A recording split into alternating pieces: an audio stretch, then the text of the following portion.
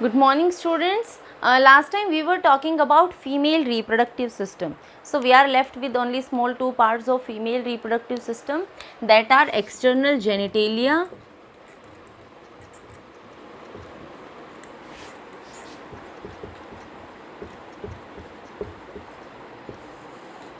and breasts. See, when we are talking about external genitalia, that means we are talking the structures that are present, the outer external structures that are present in the vagina.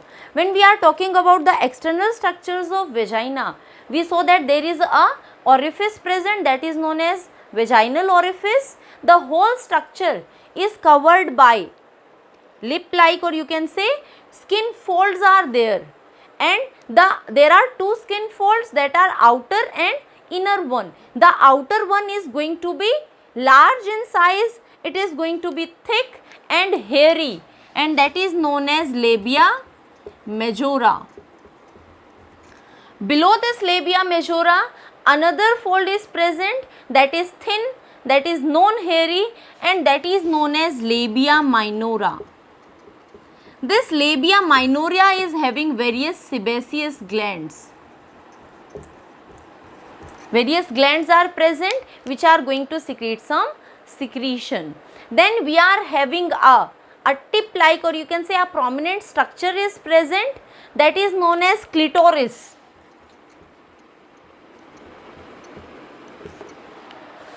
This clitoris is also present, that is a small outgrowth, a small extension that is present over here. The depression, the vaginal orifice is followed by a depression that is known as vulva, and there is opening of the urethra over here. One thing is different in male and female reproductive system, that is we said that urethra is going to be a passage for both sperms as well as urine, but in females there are two different openings. For urine, for removal of urine, a different opening is present, and for the process, or you can say for the removal of menstrual bleeding also, a different opening is present in females. Then breasts, these are present in the thoracic region. When we talk about a female body, these are very less or underdeveloped up to the age of puberty, and after the age of puberty they are going to start their development, they are going to increase in size, and they are going to start maturing. Now these are not going to function. The function of the breast is going to start after birth of a child. When a female is going to give birth to a child, then after the breasts become functional. What is the function of these breasts? They are having various milk secreting glands, and these milk secreting glands, after childbirth they are going to secrete milk, that is going to come in the lobules. These lobules are present behind the nipple, that is present in the breast, and finally the nipple is going to receive the milk to feed a young one. So these are the two other structures of the female reproductive system. Today we are going to talk about the topic that is related to birth control. The main topic which we are going to discuss today is birth control.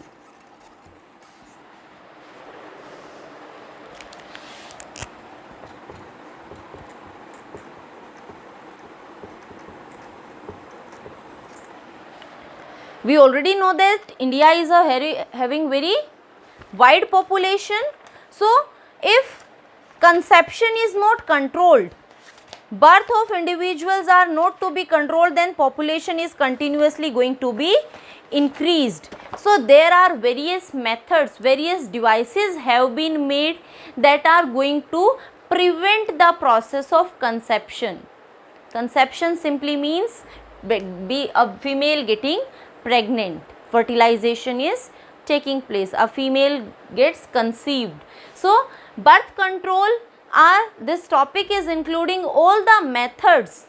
सारे methods include होते हैं जो किसको control करते हैं, conception को control करते हैं. There are various contraceptive devices which are going to prevent the process of fertilization. Mostly they are preventing the process of fertilization.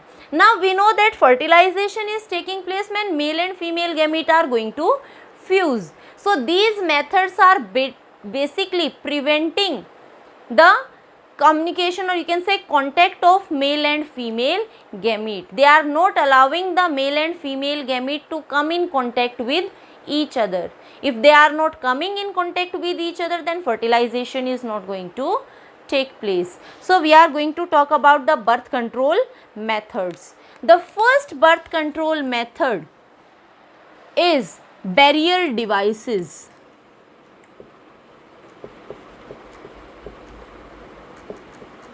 That is this birth devices, these barrier devices or barrier methods, they are very easy to found, they are not very costly, plus they are not having all of the side effects are also not there. Now these barrier methods, they can be used by both males as well as females. These barrier methods are not allowing the sperm of the male to enter into the female genital tract. So main function of these barrier devices to prevent the entry of sperms inside the female genital tract. Now the different type of barrier devices that are used are condoms. These are made up of rubber, they are elastic, made up of elastic rubber that is used to cover the penis. Now during copulation, this condom is acting as a barrier and it is preventing the shedding of sperms inside the female reproductive tract. One more important thing about this condom is it is also preventing the body fluids to come in contact with each other. And when body fluids are not coming in contact with each other, that is preventing the chances of STDs, sexually transmitted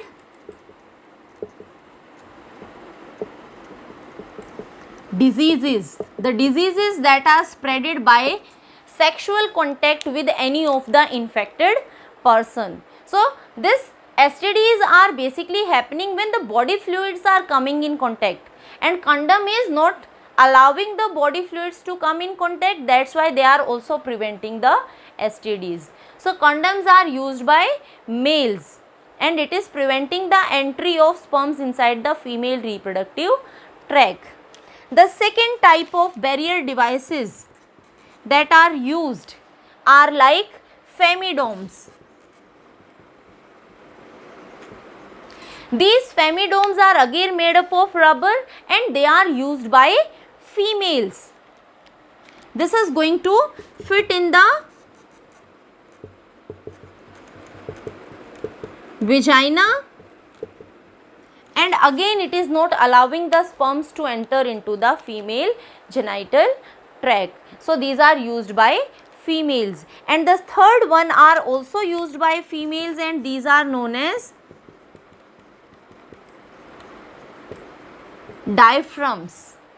These diaphragms, they are going to fit, they are going to cover the cervix of the uterus. I told you that uterus is an elastic bag like structure and the lower part of the uterus is narrow and that narrow part is known as cervix. So when this cervix is closed, it is going to cover the cervix, then also the sperms are not going to move inside the uterus, and if they are not entering into the uterus, they are not going to reach the ovum that is present in the fallopian tube and simply fertilization is not going to take place. So these barrier methods are not allowing the male gametes to enter inside the female genital tract and they are preventing the process of fertilization. The second type of devices are contraceptive devices, or you can say chemical methods are there. The second are chemical methods.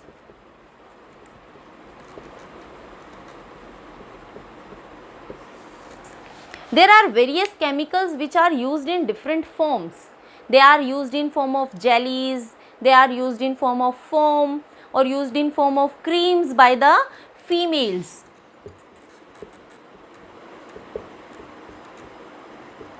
creams or in form of tablets also. Various chemicals are used, and these chemicals are responsible for the killing of the sperms. So some of them are used in the vagina and some of can be used as oral pills, and these are killing the sperms. So if sperms will be killed in the female reproductive tract, then also fertilization is not going to happen. So most of the chemical methods, or you can say chemicals, are introduced in form of oral pills, oral contraceptive pills. What these oral contraceptive pills are having? These oral contraceptive pills are having hormones that are progesterone and estrogen. So these are having hormones. Synthetic hormones are given to a female in form of oral pills. What these hormones are doing? They are going to affect hypothalamus, pituitary, ovary. So they are going to affect these parts: pituitary, hypothalamus, ovary. And what they are doing? They are finally preventing the secretion of FSH. And what FSH was doing? FSH was initiating the maturation of ovum. So when FSH is not released or not secreted, then ovum is not going to mature, and if ovum is not going to mature, that means no ovulation is taking place. Means a ovary is not going to release a mature ovum. So oral pills are preventing the process of ovulation. Simply means that if ovum is not going to present in the fallopian tube, that means no fertilization is going to take place. So this is how the oral pills are preventing conception. Some vaginal pills are also there. Some pills are also used in vagina, which are acting as spermicides.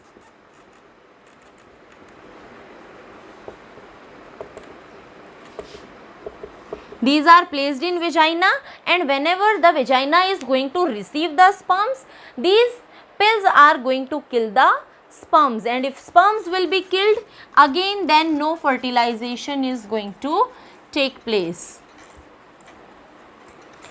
The next method or next barrier method is IUCDs, use of IUCDs, intrauterine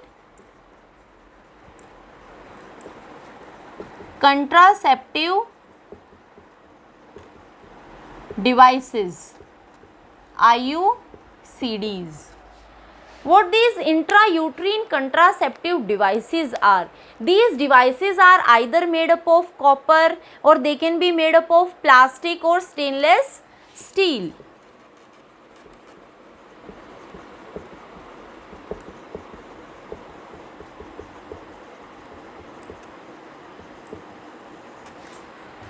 These are inserted by a nurse, or you can say a practicing doctor, in the uterus of the female. For example, copper T is used, that is made up of copper and it is of T-shaped. It is inserted by a nurse or a doctor inside the uterus of the female. Now, because of insertion of this copper T into the uterus, implantation is not going to take place, because implantation, where implantation of embryo happens, implantation of embryo happens in the uterus. So these IUCDs are going to prevent the process of implantation, that is not going to support or favor the growth of the embryo. So this is how IUCDs are helpful. One more thing about these IUCDs are, they are going to work for long period of time. For example, some of them are going to work for 3 years or 5 years, but they are also showing some type of side effects also. There is increase in the weight of the female, there is some time of infection, or they are going to move upward above the uterus also. So lots of side effects are also associated with the IUCDs. The next method is natural method.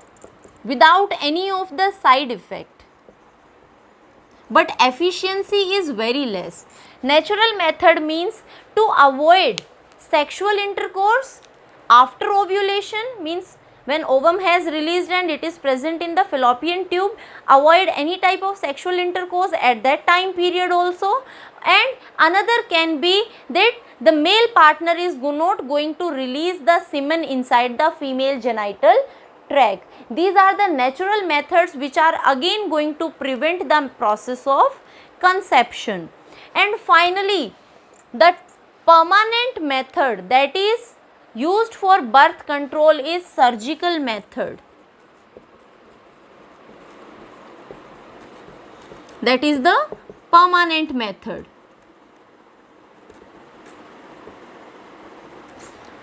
Now this surgical method can be done in both males as well as females. If we talk about the surgical method that is done in males, that is known as vasectomy. What happened in this vasectomy?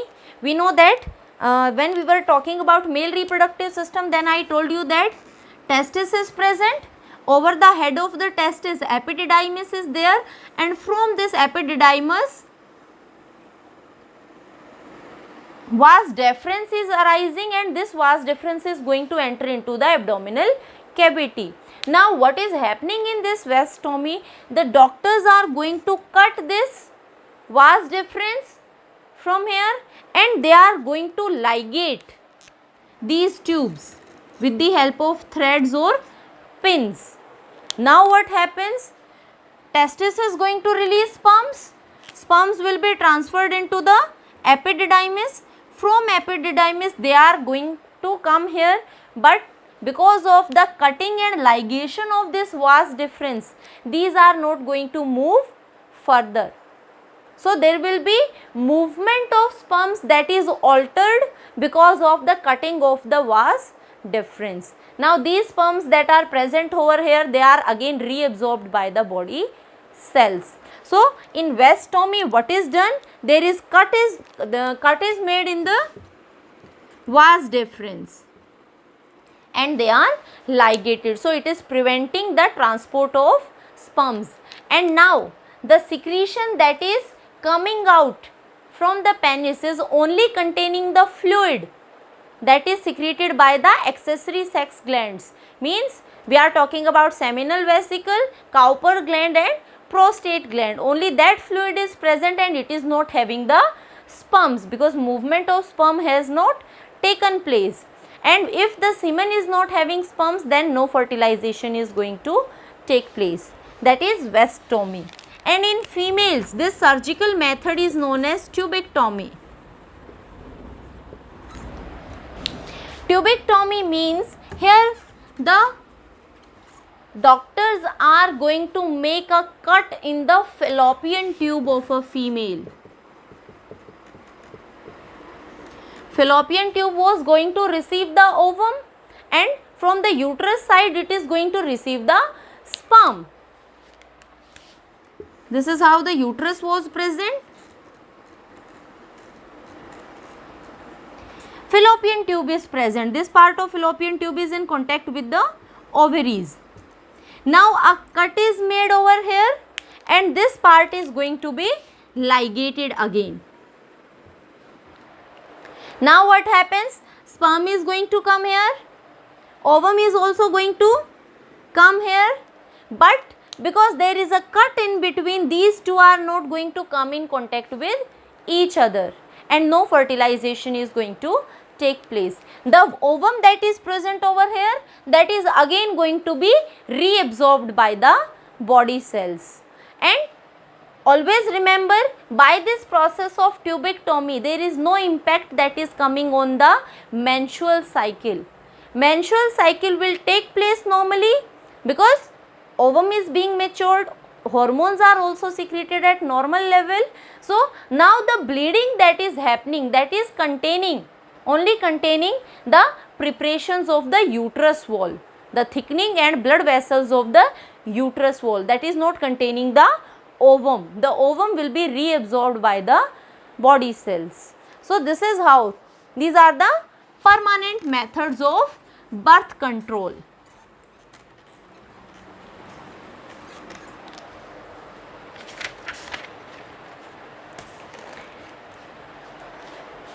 Another one, if suppose a couple has not taken any of the use of any of these birth control method and they have conceived, then abortion, that is medical termination of pregnancy, that is known as MTP, medical termination of pregnancy.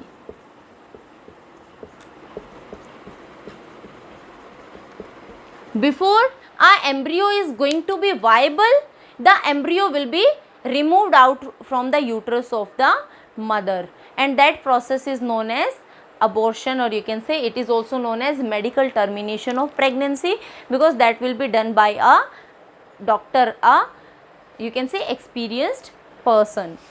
Now let's talk about the another topic, that is reproductive health.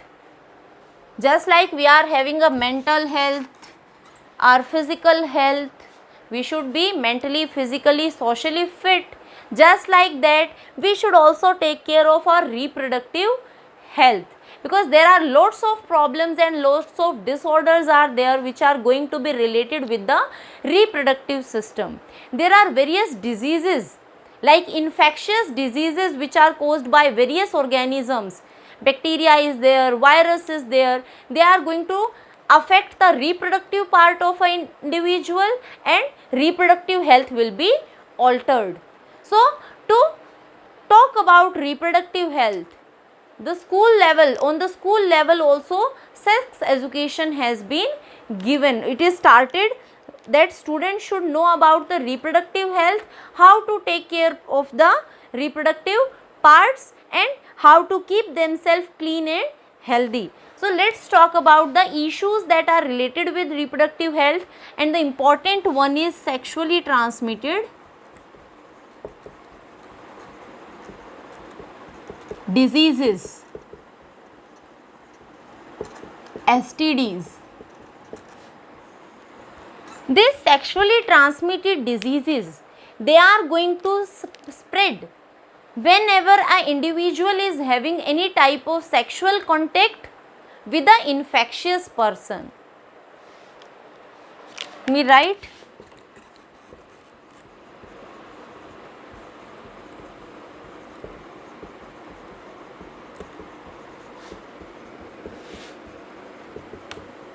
So it is going to spread from an infectious person to a healthy person by the means of sexual contact. Now these diseases, they are caused by infectious agents, and infectious agents are the microorganisms, and we know that these infectious diseases are easily going to spread.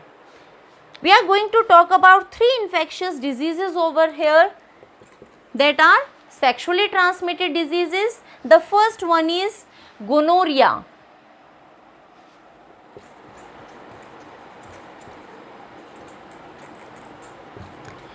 Gonorrhea is caused by a bacteria. It is a bacterial disease.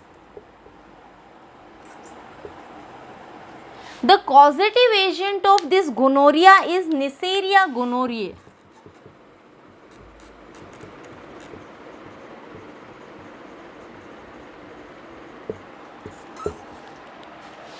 Again, it is going to spread by any type of sexual contact with the affected, or you can say infected person. Now this gonorrhea, what kind of symptoms are going to appear in the disease that is gonorrhea? There is pain and itching during urination.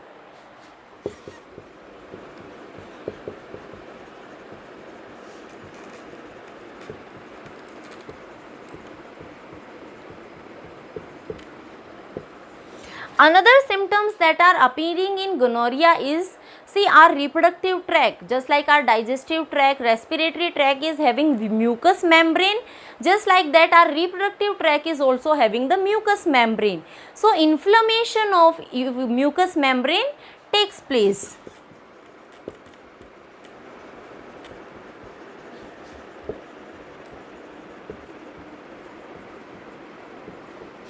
In urinogenital tract rectum also, in eyes also. So various parts are going to be affected. There is some type of or excess of secretion also from the penis and vagina.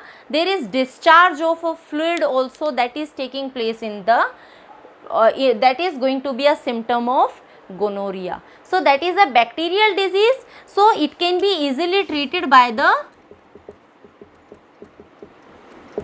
antibiotics, because antibiotics are going to affect the bacteria. Another type of sexually transmitted disease is syphilis, and syphilis is just like gonorrhea, it is also a bacterial disease.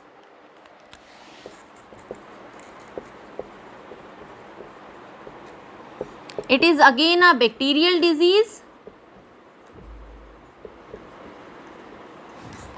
and this disease, the causative agent of this disease is Treponema pallidum.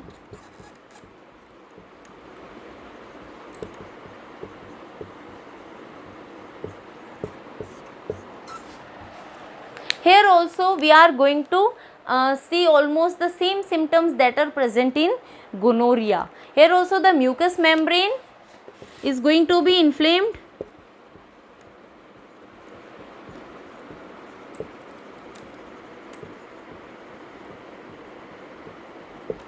Small sores, pus filled sores are going to appear on the genital tract. The parts of genital tract are going to have small sores, and later on these sores will be filled with pus.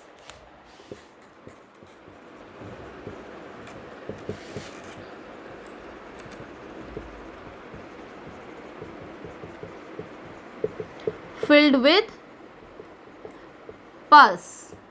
So this is how syphilis is occurring, and this syphilis, because it is a STD, it is also going to occur with the because of sexual contact with any of the infectious person. Again it is a bacterial disease, so it will be treated with the help of using antibiotics. And the third one, that is a deadly disease, that is AIDS.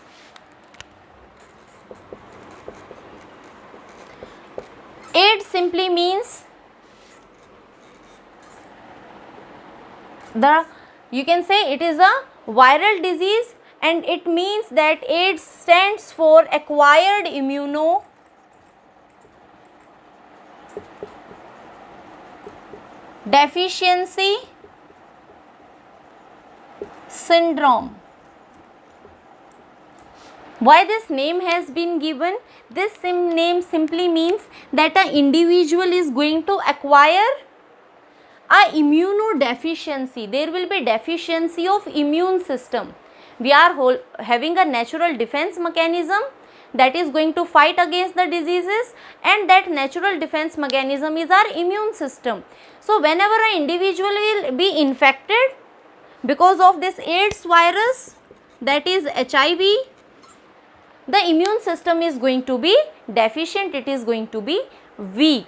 It is known as syndrome because here we are going to see more symptoms.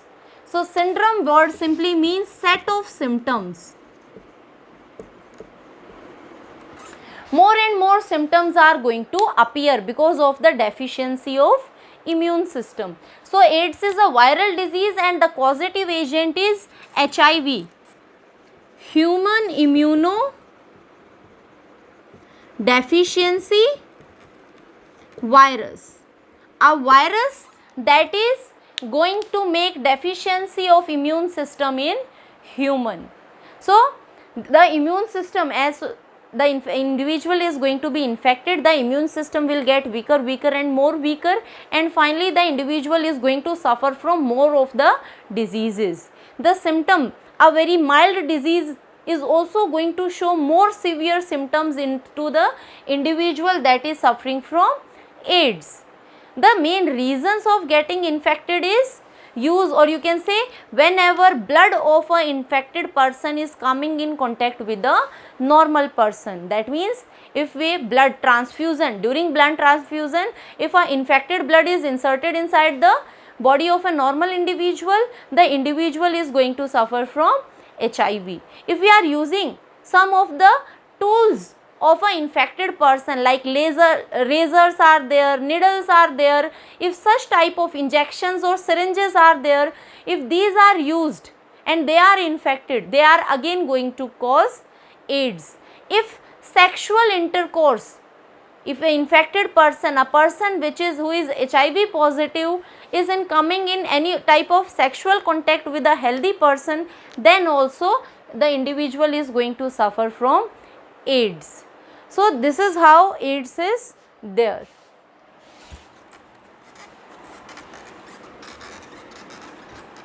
So that's all about this chapter. We have completed our third chapter, that is how do organisms reproduce.